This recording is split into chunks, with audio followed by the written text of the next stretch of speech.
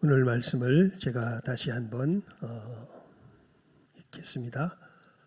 복음에는 하나님의 의가 나타나서 믿음으로 믿음에 이르게 하나니 기록된 바 오직 의인은 믿음으로 말미암아 살리라 함과 같으니라. 하나님의 진노가 불의로 진리를 막는 사람들의 모든 경건하지 않음과 불의에 대하여 하늘로부터 나타나나니. 아멘. 우리가 가진 성경은 이 원래 말은 신약 성경은 헬라어로, 구약 성경은 히브리어와 아람어로, 일부는 거의 대부분이 히브리어지만 일부가 아람어로 기록이 되어 있습니다. 그래서 우리가 가진 성경은 한글로 번역이 된 성경이죠.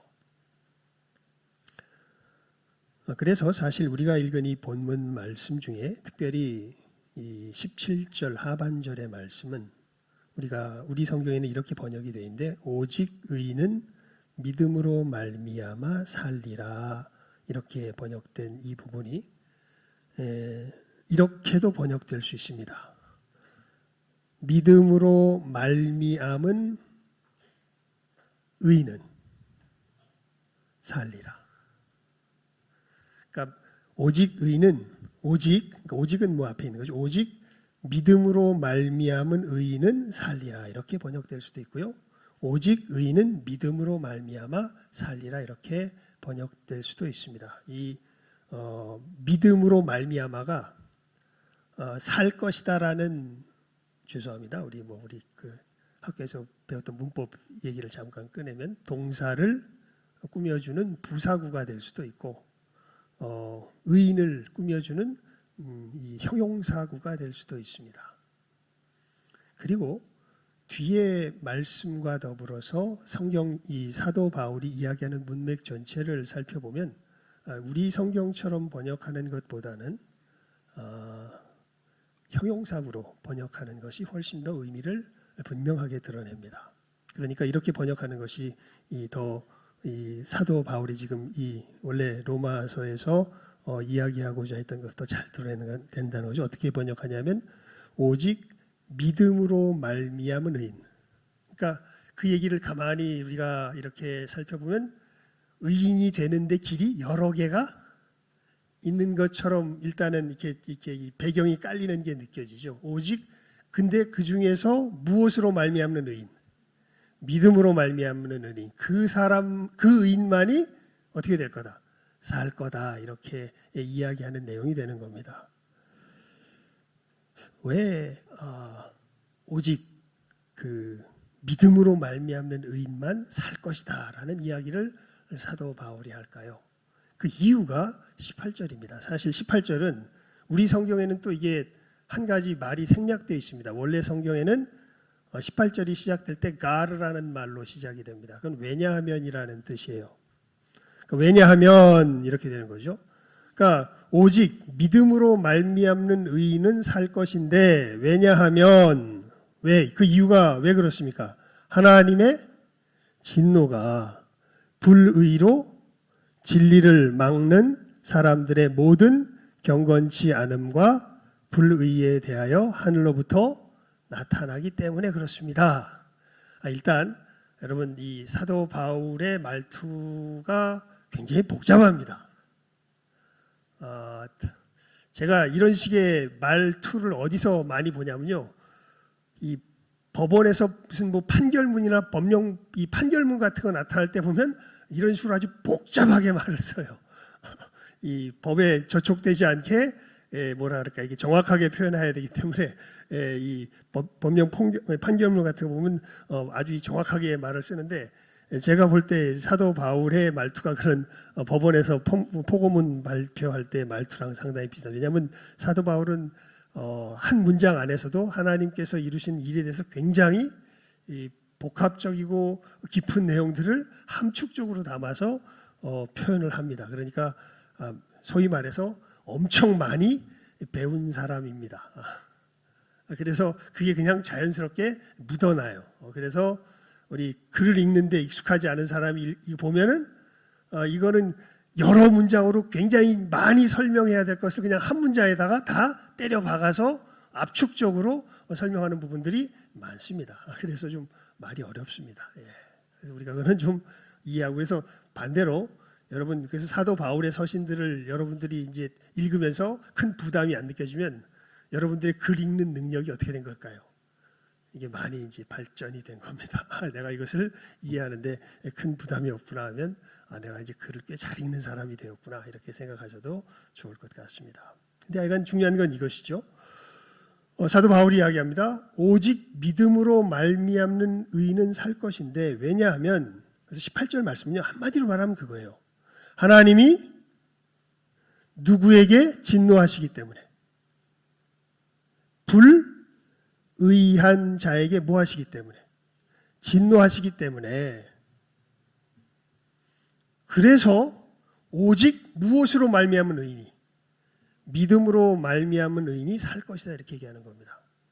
이게 어떤 의미인지 조금 더 설명을 드리면요, 하나님 앞에서 진짜 의롭게 될 수 있는 길이 우리들에게 어떻게 열릴까요? 진정한 의예요. 여러분이 의롭다고 생각이 되세요? 아니, 그냥 이런 말하면 좀 어렵죠. 괜찮다고 생각이 되세요? 괜찮지 않다고 생각이 되세요? 제가 얼굴을 보니까요, 솔직히 다 괜찮다고 생각하는 것 같아요. 그렇죠? 예. 근데 진짜 하나님 앞에서 괜찮은 인간이 없습니다.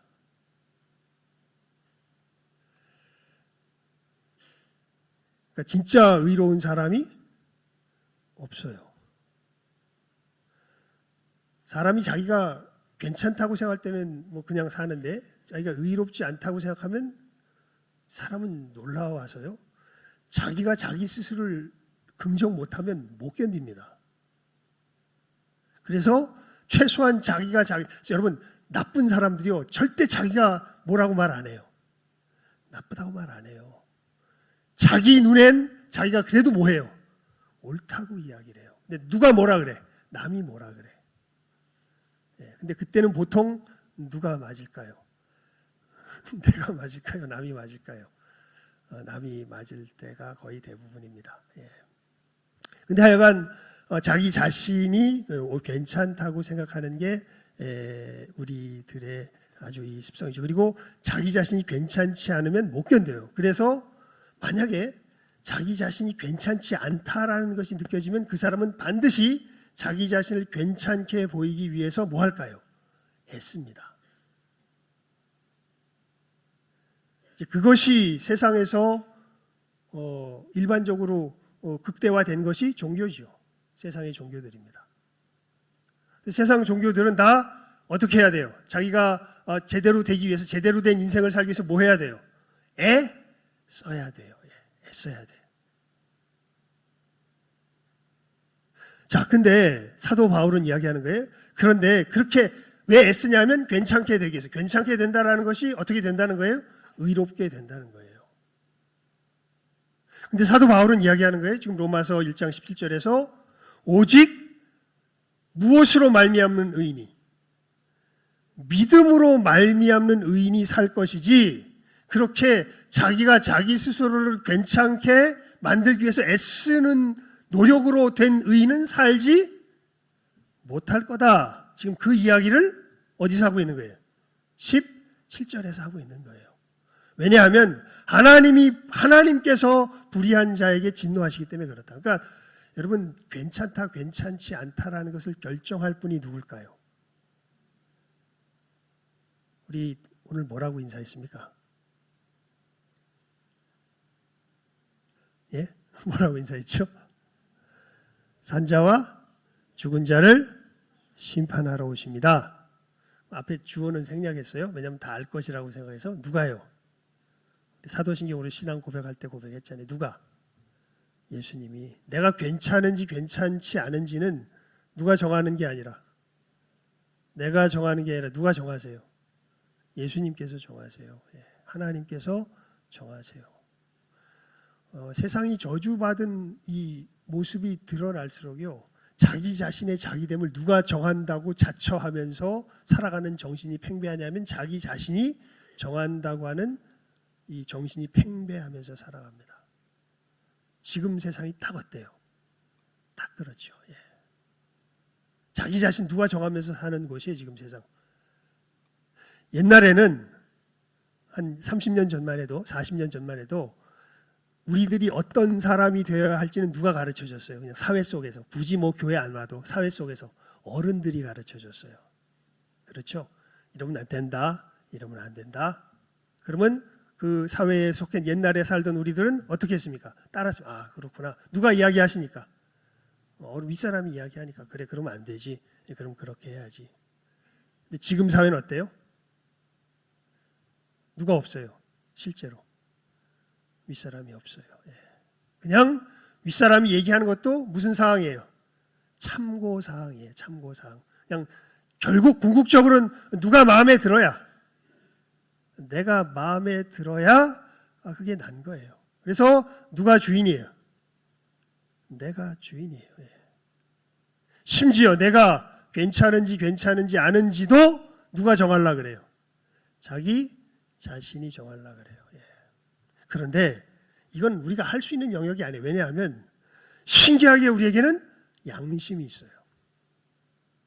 그리고 양심 속에서 우리가 괜찮은지 괜찮지 않은지를 늘 가책을 받으며 우리는 살아가요. 예. 그것을 통해서 우리는 누가 계신 것을 사실은 알 수 있냐 하면 하나님께서 계신 것을 알 수가 있죠. 여러분, 근데 그 양심 속에서 그러니까 여러분들의 이 자고한 스스로의 뭐랄까요, 취한 그 생각 속이 아니라 여러분들 마음에 아직 살아남아 있는 그 양심 속에서 여러분들은 우리는 괜찮은 사람입니까? 괜찮지 않은 사람입니까? 내가 애를 쓴다고 애를 쓰는데 그 애씀이 나를 그 양심에 비추어서 나를 바라볼 때 나를 괜찮은 존재가 되게 합니까? 하지 못합니까? 양심에 비춰본 사람들은 고백할 수밖에 없습니다. 내가 괜찮은 사람이 될 수 없다. 어떻게 보면 스스로를 속일 수는 있어요. 남들도 다 그러니까 보통 이런 식으로 속입니다. 주변을 봐봐라. 그런 사람이 있나. 그런데 여러분 진짜 정말 재미있는 게요. 늘 정치가들이나 우리 사람들 무슨 뭐 사회운동하는 사람들 보면 사회 정의를 외치고 공의를 외쳐요. 근데 전 정말 신기한 게 제가 여태까지 태어나서 저를 비롯해서 내 관계 속에서 진정한 공의는 한 번도 본 적이 없습니다. 다 아전인수예요. 다 자기 편들어서 파당을 나눠서 자기 편에 속한 사람을 위합니다. 말은 정의를 팔지만 실제로 들어가면 진짜 정의를 행하는 사람은 아무도 없어요. 진짜입니다. 여러분도 그러잖아요. 그런데 우리에게 무슨 개념이 살아있어요? 한 번도 본 적 있어요? 없어요? 없어. 근데 뭘 떠들어? 늘 정치하는 사람들마다 늘 뭘 떠들어요? 교회 내에서 뭘 얘기할 때 뭘 떠들어? 정의를 떠들어요. 실제로 자기가 한 적이 한 번도 있으면서 없으면서. 제일 황당한 경우가 그런 거죠. 자기는 정의인 줄 알았어. 근데 지나고 나니까 정의가 아니야. 그럼 우리는 그거 이제 감추기 바쁩니다. 예. 그래서 더 큰 거짓말들을 하게 되죠. 예. 그런데도 불구하고 뭐가 살아있어요? 이 정의에 대한 개념이 살아있어요. 이게 누가 계시다는 증거예요. 하나님이 계시다는 증거예요. 예. 본 적도 없는데 떠들고 있거든요. 예. 그리고 그 하나님이 우리들에게 그 정의를 알게 하신 하나님이 이 정의로운 삶의 길에서 제대로 살았는지 살지 않았는지를 뭐 하려고? 심판하시려고 어떻게 하신다는 거예요? 오신다는 거예요. 그래서 이 정의에 합치하지 않은 삶을 산 사람에게 하나님이 뭐 하신다? 진노하신다. 그게 18절 말씀이에요. 그래서 이 괜찮음을 갖출 수 있는 사람만이 어디서 벗어날 수 있어요? 이 심판에서 벗어날 수 있어요. 그런데 여러분, 아까도 말씀드렸지만 진짜 애써본 사람, 애 안 써본 사람, 자기가 괜찮다고 생각하는 사람은 잘 몰라요. 이 얘기를. 무슨 소리 하죠? 뭐가 그럴듯하긴 한데 무슨 소리야 이렇게 할 텐데, 진짜 애써본 사람들은 사실은 알아요. 정말 그분이 심판한다면 나는 뭐 할 수밖에 없다. 멸망할 수밖에 없다. 근데 그래서 복음인 거예요. 17절 복음에는 그래서 복된 소식인 거예요. 그런 우리가 내 스스로의 힘으로 의를 괜찮음을 갖출 수 없는 의가 의롭게 될 수 있는, 괜찮게 될 수 있는 길이 있을까요? 없을까요? 그게 있다는 거예요. 어떻게? 믿음으로. 그게 그 얘기예요. 오직 어떻게 된 의인은, 무엇으로 된 의인은, 믿음으로 된 의인은 어떻게 될 거다? 살 것이다. 그게 17절 말씀입니다. 그래서 하나님의 진노와 의에 대하여서 제대로 아는 사람만이 사실은 예수 그리스도 안에서 증거되고 선포된 복음의 참된 의미를 어떻게 돼요? 받아들일 수가 있어요. 여러분, 그런 의미에서 복음의 역사가 시작되려면요, 사람들이 이 깨달음이 있어야 돼요. 어떤 깨달음이냐면 하나님이 불의한 우리에게, 나에게 뭐 하시는 분이다? 진노하시는 분이다.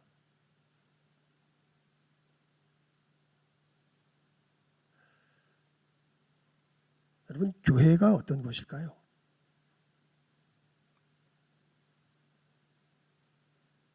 여러분이 정말 마음의 위로를 받기 원하면요, 제 생각에는 요즘 세상으로 하면 번지수를 잘못 찾아왔어요. 교회 오면 안 돼요. 말 그대로 마음의 위로입니다. 피상적인 진짜 위로 말고요, 마음의 위로. 어디 찾아가면 되냐면요, 오은영 박사인가요? 뭐 금쪽이 이야기하는 아주 뛰어난, 보니까 심리의 상담가인 것 같더라고요. 그런 정도로 뛰어난 심리 상담가를 찾아가면 여러분, 마음의 위로는 교회 오기보단 그 심리 상담가를 찾아가십시오.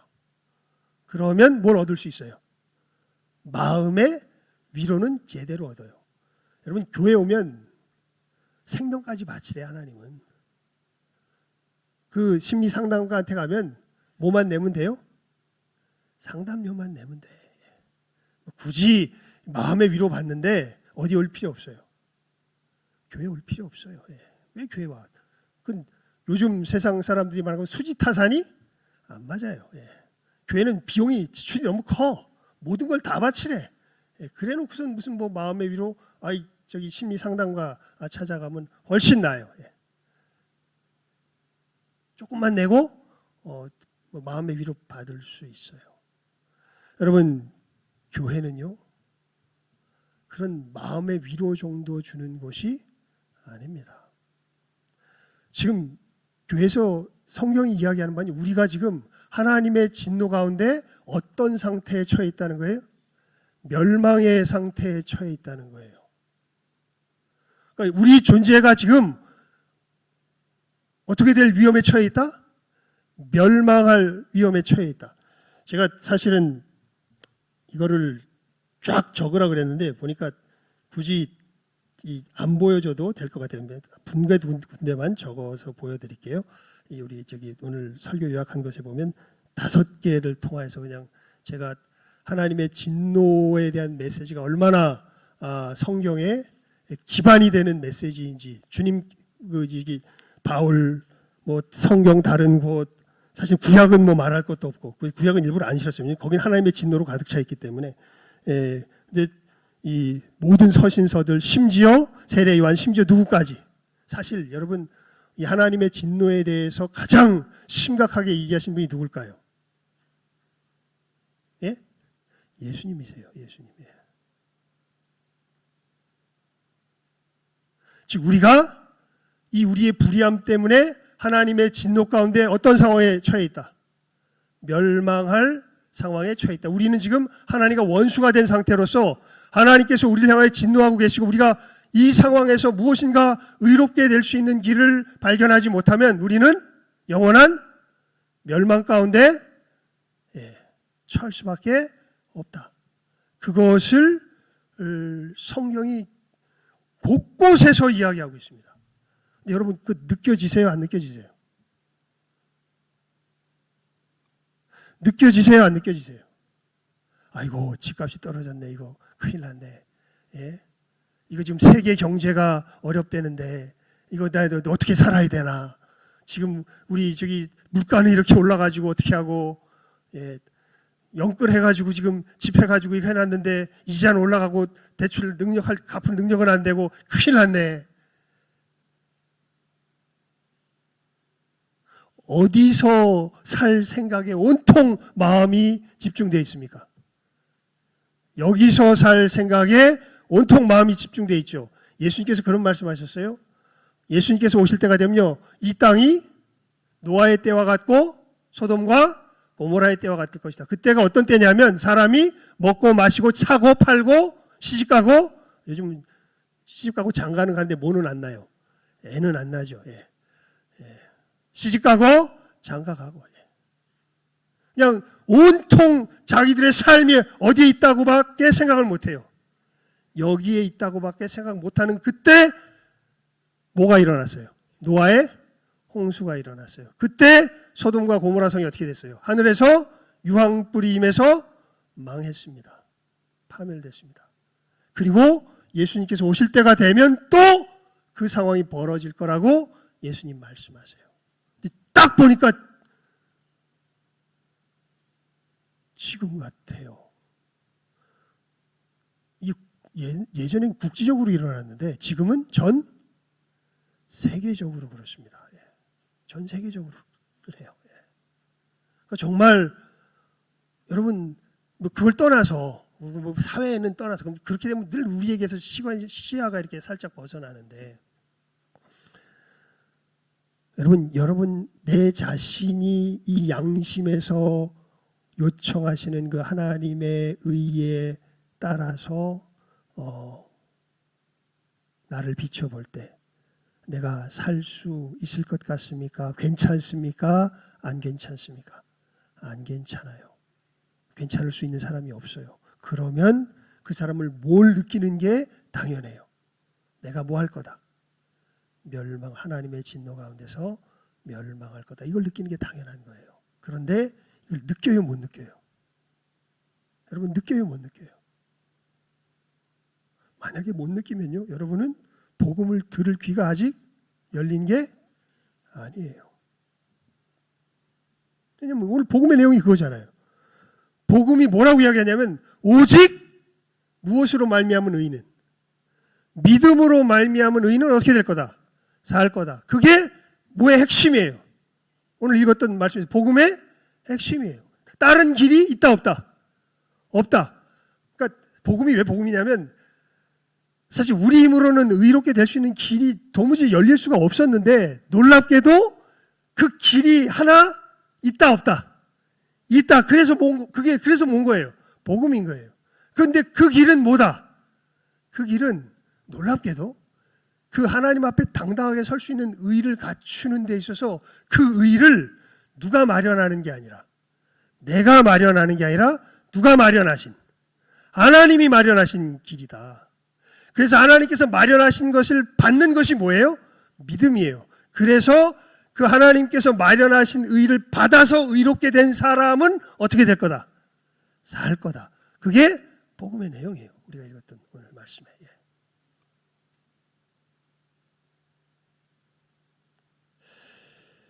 여러분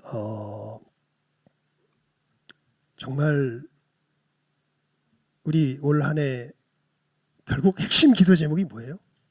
복음, 부흥이 일어나게 하여 주시옵소서. 저기 사람이 많아지게 하여 주시옵소서 아닙니다. 복음, 부흥이 일어나게 하여 주시옵소서. 이 복음의 진리가 제대로 우리들 가운데 능력으로 깨달아지며 역사하게 하여 주시옵소서. 그래서 끝에 이 요약하는 말에 이렇게 써놨죠. 복음의 임무가 무엇입니까? 그것은 교회의 빈자리를 채우는 것이 아닙니다. 아주 극단적으로 말해서 그래요. 사람들과 하나님을 화목하게 하는 것입니다. 임박한 진노에서 사람들을 구하는 것입니다. 근데 지금 큰일 났잖아요. 왜 큰일 났냐면 사람들이 뭘 못 느껴요. 자기들이 임박한 진노에 처해 있다는 사실을 알아요, 몰라요? 몰라요. 예. 그러니 복음이 전해질 수가 있나요? 그 임박한 진노 속에서 내가 살 길이 없는 것을 처절하게 느낀 사람이라야 누구 앞에 달려나갈 수 있는데, 예수님 앞에 달려나갈 수 있는데, 처절함이 있어요, 없어요? 없어요. 뭐에 오히려 처절해? 이 땅에서 어떻게 잘 사나 못 사나 이걸로 처절해서 이 땅에서 잘 살려고 하나님 앞에 나오는데, 하나님은 그 일을 위해서 예수님을 보내주신 것이 아닙니다. 전혀 번지수를 잘못 알고 교회 나오는 사람들이 꽤 많은 거죠. 예. 여러분, 정말 우리 교회가 교회로서의 사명을 복되게 감당할 수 있기를 정말 간절히 소원합니다. 그러려면 복음 부흥의 역사가 일어나야 돼요. 그러려면 이 시작점이 분명해야 합니다. 하나님의 진노에 대해서 바르게, 죄인들을 향한 하나님의 진노에 대한 바른 깨달음의 역사, 이것을 이제 우리 기독교식 표현으로 말해서, 이게 이렇게 기독교식으로 표현하면 좀 그렇죠. 그래서 아까 의인도 그냥 괜찮냐 아니냐 이렇게 표현해서, 근데 이건 좀 요약하는 의미 좀 필요합니다. 영적 각성이라고 그렇게 얘기합니다. 예. 각성의 역사가 있어야 돼요. 정말 우리가 하나님 앞에서 멸망할 수밖에 없는, 죽을 수밖에 없는 죄인이라는 그 깨달음의 역사가 우리들 가운데 먼저 일어나게 하여 주시옵소서. 그래야 무엇이 들려지기 시작해요? 복음이 들려지기 시작해요. 이 이야기가, 그러니까 한참 설명해야 되잖아요. 그러니까 일단 설명하니까 조금 알 것 같은데, 여러분 제 얼굴들을 보니까 또 여기 딱 지나고 나면 제가 예언처럼 막 다가와요. 많이 잃어버리겠구나. 또 소돔과 고모라의 노아의 시대에 살던 사람들처럼 또 이 시간 딱 지나고 나면 또 무엇을 먹을까, 무엇을 마실까, 어떻게 내가 이 땅에서 살아가야 될까, 여기에 또 온통 또 함몰돼서 살아가겠구나. 그래서 여러분, 우리 기도해야 돼요. 하나님, 우리 교회를 통해서 무엇이 일어나게 하여 주시옵소서. 복음 부흥의 역사가 일어나게 하여 주시옵소서. 우리를 통해서 빛이 나타나서 정말 사람들이 일상에서도 하나님의 진노가 우리들에게 임박했다는 사실을 깨달아 하는 은혜의 역사가 일어나게 하여 주시옵소서. 여러분, 이것을 위해서 지금 기도하자고 우리 계속 릴레이 기도하는 거다. 이 태신자를 품어서 이 사람이 여기 자리에 앉는 게 중요한 게 아니라, 이 사람이 정말 무엇을 깨달아 알고 자기를 향한 하나님의 진노를 깨달아 알고, 내가 이 진노에서 피할 수 있는 유일한 길이 우리 주 예수 그리스도 안에서 그 의를 힘입는 그 길 외에 다른 길이 없다라는 사실을 깨달아 알고 주님 앞에 나아가 그 은혜를 힘입어서 진정한 의인이 되는 이 역사가 일어나는 게 뭐예요? 복음 부흥이에요.